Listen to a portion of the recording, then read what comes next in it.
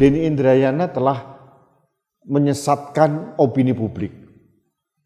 Seolah-olah memang benar presiden itu begitu berkuasa dan begitu ingin melanggengkan kekuasaannya dengan memakai semua jalur dengan segala cara. Termasuk hukum dimanfaatkan untuk menentukan koalisi ini berjalan atau tidak. Denny Indrayana mendukung Anies Baswedan dan Profesor Mahfud tidak keberatan. Dukungan Denny Indrayana kepada Anies Baswedan itu adalah hak pribadi seorang Denny Indrayana dan didukung oleh Profesor Mahfud MD. Meskipun diberikan catatan bahwa Profesor Mahfud MD tidak pernah mendukung Anies Baswedan.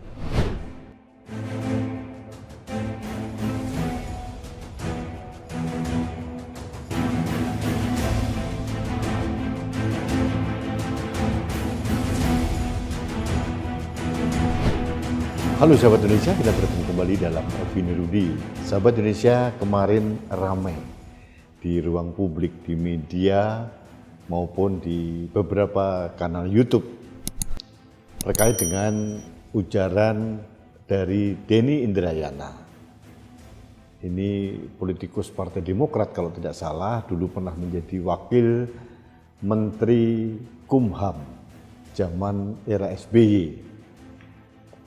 Di dalam postingan kanal YouTube, Denny Indrayana mengatakan hasil pembicaraannya dengan Profesor Mahfud MD, Menko Polhukam. Banyak hal yang diceritakan seolah-olah hukum itu menentukan arah koalisi mau dibawa kemana. Koalisi pemerintah itu ditentukan oleh Presiden dengan kasus-kasus hukum. Di dalam ujaran Denny Indrayana dikatakan bahwa Presiden mempunyai hak penuh untuk menentukan si A, si B akan dilengsarkan atau tidak kalau tidak sesuai dengan arah koalisi. Denny Indrayana juga mengatakan bahwa Presiden Jokowi telah melakukan pelemahan KPK secara signifikan. Macam-macam tuduhannya kepada Pak Jokowi, termasuk keinginan Pak Jokowi untuk menunda pemilu 2024. Pernyataan Denny Indrayana ini kemudian dibantah dengan keras oleh Profesor Mahfud MD, Menko Polhukam, karena dianggap Denny Indrayana salah tafsir terhadap hasil pembicaraan mereka berdua. Profesor Mahfud mengatakan bahwa memang benar beberapa hari sebelumnya ada pertemuan antara Mahfud MD dengan Denny Indrayana karena mereka mempunyai hubungan kedekatan yang cukup baik gitu. Jadi Denny Indrayana sering datang ke rumah maupun ke kantornya Profesor Mahfud. Ada diskusi-diskusi yang dibangun oleh keduanya, sama-sama guru besar, sama-sama ahli hukum. Yang mengherankan saya sebagai anak bangsa adalah mengapa diskusi ilmiah dari dua orang akademisi ini harus dibocorkan oleh seorang Denny Indrayana. Apalagi bocornya itu kebablasan dan tidak sesuai dengan konteks apa yang dimaksudkan oleh Profesor Mahfud MD. Dan ini dijelaskan oleh Pak Mahfud MD di depan wartawan bahwa bukan itu maksudnya. Presiden tidak pernah memerintahkan Menko Polhukam untuk menjegal siapapun. Yang dilakukan Presiden justru memerintahkan Menko Polhukam, kemudian Mendagri, Menteri Keuangan, Kepala BIN untuk mempersiapkan pemilu 2024 sebaik-baiknya.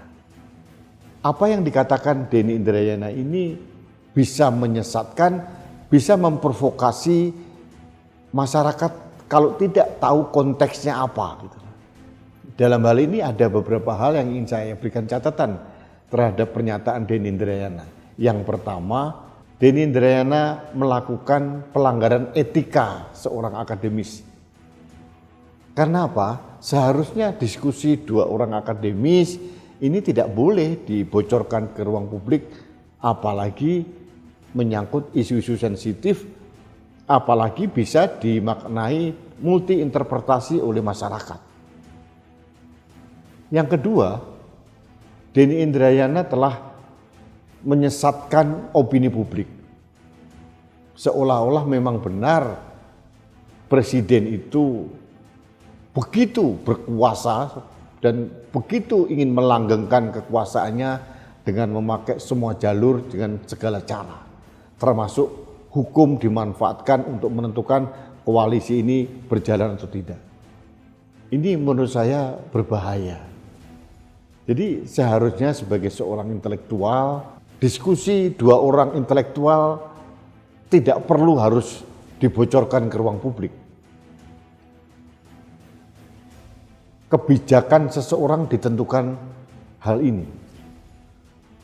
Mana yang perlu disampaikan ke ruang publik, mana yang tidak. Saya akhirnya menyimpulkan bahwa Denny Indrayana itu bukan seorang yang bijak, bukan seorang intelektual yang sebenarnya. Dia sudah berubah menjadi seorang politisi. Politisi itu memanfaatkan semua isu untuk kepentingan politiknya.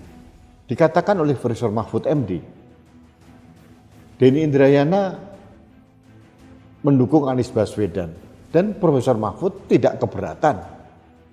Dukungan Denny Indrayana kepada Anies Baswedan itu adalah hak pribadi seorang Denny Indrayana dan didukung oleh Profesor Mahfud MD. Meskipun diberikan catatan bahwa Profesor Mahfud MD tidak pernah mendukung Anies Baswedan. Ini digarisbawahi supaya masyarakat tidak salah interpretasi terhadap apa yang dikatakan oleh Denny Indrayana. Jadi sekali lagi, Profesor Mahfud MD tidak pernah dan tidak mendukung Anies Baswedan. Mengapa tidak mendukung? Itu hak sepenuhnya dari Profesor Mahfud MD. Siapapun tidak boleh menentang, mengkritik, atau mengecam.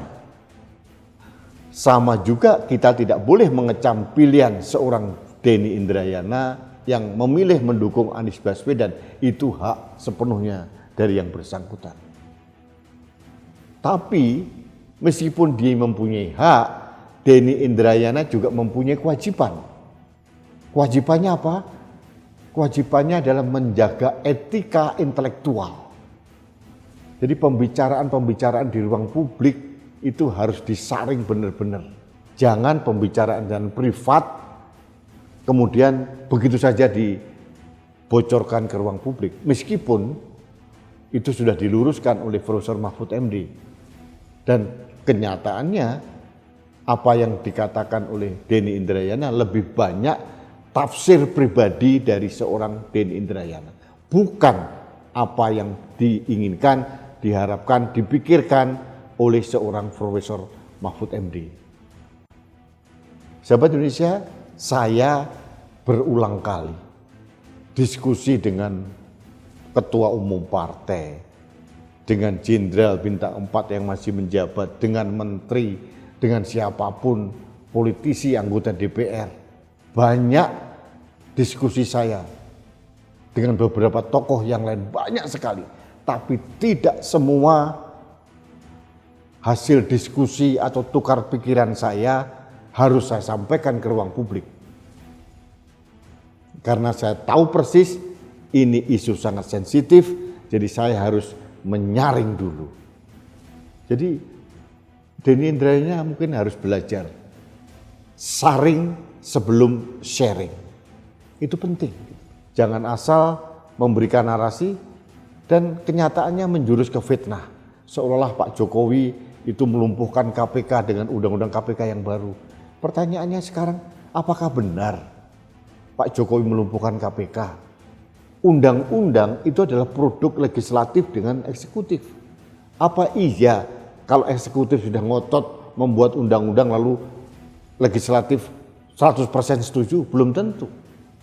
Sebaliknya, kalau legislatif di parlemen mengotot untuk membuat undang-undang, belum tentu juga di ACC kalau eksekutif tidak menyetujuinya. Jadi ini bisa menjadi pemikiran yang bias gitu. Bahwa undang-undang itu dihasilkan oleh DPR RI, parlemen, bukan oleh eksekutif. Eksekutif itu adalah mengeksekusi semua keputusan dan peraturan. Jadi pelemahan KPK ini menjadi debatable yang tidak kunjung selesai. Mungkin Denny Indrayana mendukung KPK seperti dulu, mungkin saja. Tapi kalau saya dan jutaan rakyat yang lain mendukung KPK yang kuat tapi terkendali.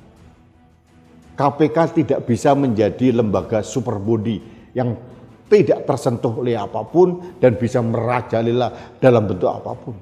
Kita harus tahu KPK itu adalah badan ad hoc. KPK dibentuk karena dianggap kepolisian dan kejaksaan belum proper mengurus masalah korupsi. Makanya dibentuk KPK. Saya setuju.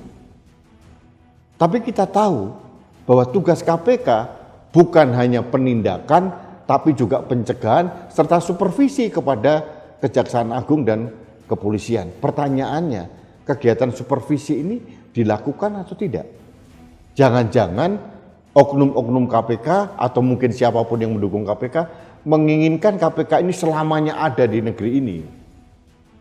Kalau saya, indikator KPK berhasil itu adalah pada saat KPK mampu mensupervisi kejaksaan dan kepolisian sehingga bisa bekerja dengan proper. Sehingga lembaga-lembaga negara yang resmi itu benar-benar bekerja sesuai dengan tupoksinya. Jadi kita harus mengurangi lembaga-lembaga ad hoc. Nah, sudah berapa puluh tahun KPK ada di negeri ini. Apakah ada indikasi kuat korupsi menurun? Tidak. Tetap saja. Apakah KPK itu tidak pernah salah? Tidak. Dia lembaga biasa yang dikendalikan oleh orang-orang yang kadang-kadang punya kepentingan juga. Jadi KPK harus diluruskan menjadi lembaga negara. Nah, di mana lembaga negara di Republik ini yang pegawainya bukan ASN? Di mana? Ini yang menjadi pertentangan. Dan ini menurut saya setuju dengan Undang-Undang KPK yang baru bahwa seluruh pegawai KPK adalah ASN. Itu penting. Jadi KPK merupakan bagian dari Republik ini, apalagi sudah menjadi rumpun eksekutif. Sudah ada Dewan Pengawas, meskipun menurut saya belum bekerja dengan maksimal. Jadi apa yang dikatakan atau dinarasikan oleh Denny Indrayana ini menurut saya berbahaya. Seolah-olah Presiden Jokowi benar-benar melumpuhkan KPK. Ini kan tuduhan yang gegabah. Sahabat Indonesia, saya memberikan opini ini sebagai anak bangsa karena melihat adanya pelanggaran etika yang dilakukan oleh yang menurut saya seorang akademisi, seorang intelektual yang mempunyai gelar yang cukup mumpuni, guru besar. Jadi selayaknya diskusi-diskusi di ruang yang privat itu harus hati-hati disampaikan ke ruang publik. Jangan sampai ini dipolitisasi dan justru ini dianggap dan ini menyudutkan Pak Mahfud MD. Kalau Pak Mahfud MD ini adalah seorang akademisi biasa, tidak ada masalah. Masalahnya beliau ini adalah Menteri Koordinator Politik Hukum dan Keamanan, Menko Polhukam, tangan kanan Presiden. Jadi sangat berbahaya kalau pembicaraannya Denny Indrayana ini seolah-olah Menko Polhukam membuat suatu analisis hukum bahwa Presiden ini bisa menentukan si A, si B bisa masuk KPK atau ditindak dan sebagainya. Bahkan dikatakan oleh Profesor Mahfud MD, KPK kalau mau menetapkan siapapun termasuk ketua partai tidak perlu izin pemerintah. Supaya apa? Supaya tindakan hukum ini tidak berbaur atau dipersepsikan ada kepentingan politik. Ini yang harus kita hargai dari penjelasan Profesor Mahfud MD. Jadi sekali lagi Denny Indrayana yang kemarin baru kalah dalam Pilgub di Kalimantan Selatan, jangan cari perhatian atau pansos dengan cara yang salah. Jangan juga mengorbankan hubungan baik, hubungan intelektual dengan seorang Profesor Mahfud MD yang merupakan senior Anda. Hati-hati loh. Jadi ember bocor itu jangan sampai menjadi cap dari seorang guru besar. Ini kan akhirnya kan mendegradasi Denindranya sendiri. Sekali lagi saya katakan, mari kita saring sebelum sharing. Dan yang kedua, jangan mengulah, mempolitisasi, bahkan menyesatkan hasil pembicaraan privat ke ruang publik. Karena bisa dimaknai ganda oleh publik. Dan ini menghabiskan energi kita sebagai bangsa. Itu saja yang ingin saya sampaikan. Baik sahabat Indonesia, terima kasih Anda telah mengikuti Opini Rudi. Kita bertemu kembali dalam Opini Rudi selanjutnya. Salam satu Indonesia, salam Pancasila, saya Rudi Eskam.